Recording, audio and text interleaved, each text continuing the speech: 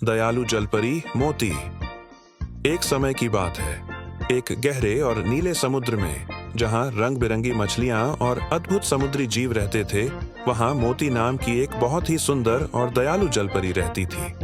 मोती के बाल समुद्र की लहरों जैसे गहरे नीले थे और उसकी पूंछ पर चमकते हुए मोती जड़े थे। उसकी सबसे बड़ी खासियत थी उसका जादुई मोती जो हमेशा उसके गले में चमकता रहता था। इस मोती में किसी भी चीज को ठीक करने और जरूरतमंदों की इच्छा पूरी करने की शक्ति थी।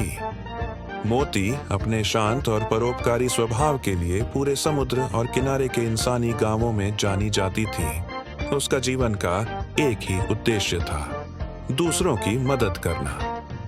मछुआरों की मदद। समुद्र के किनारे एक छोटा सा गांव था जहां के लोग मछली पकड़कर अपना जीवन गुजारते थे। एक बार समुद्र में भयंकर तूफान आया।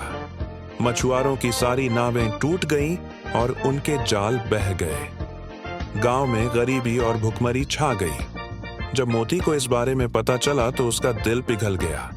उसने अपने जादुई मोती का इस्तेमाल किया। वह रात के अंधेरे में समुद्र तट पर आई और अपने मोती की शक्ति से टूटी हुई नावों को चमत्कारी ढंग से ठीक कर दिया। उसने जाल को भी पहले से ज्यादा मजबूत और बड़ा बना दिया। अगले दिन जब मछुआरे तट पर पहुंचे तो अपनी नावें देखकर हैरान रह गए।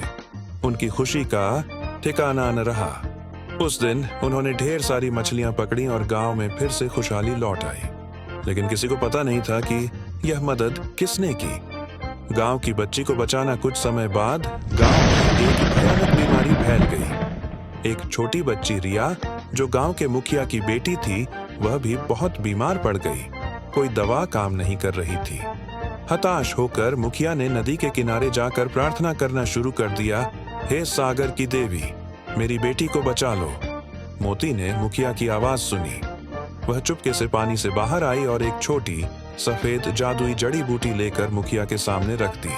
मुखिया ने घबराकर पूछा, तुम कौन हो? मोती ने मुस्कुराते हुए कहा, मैं तुम्हारी बेटी की मदद करने आई हूँ। ये जड़ी बूटी उसे ठीक कर देगी। जल्दी करो, लेकिन याद रखना ये बात किसी को मत बताना। इतना कहकर मोती पानी में गायब हो गई। मुखिया ने तुरंत वह जड़ी बूटी रिया को खिलाई और कुछ ही घंटों में रिया पूरी तरह से ठीक हो गई। मुखिया ने पूरी सच्चाई तो किसी को नहीं बताई, लेकिन उसने गांव में सबको बताया कि किसी अज्ञात शक्ति ने उनकी मदद की है। सबक और सम्मान।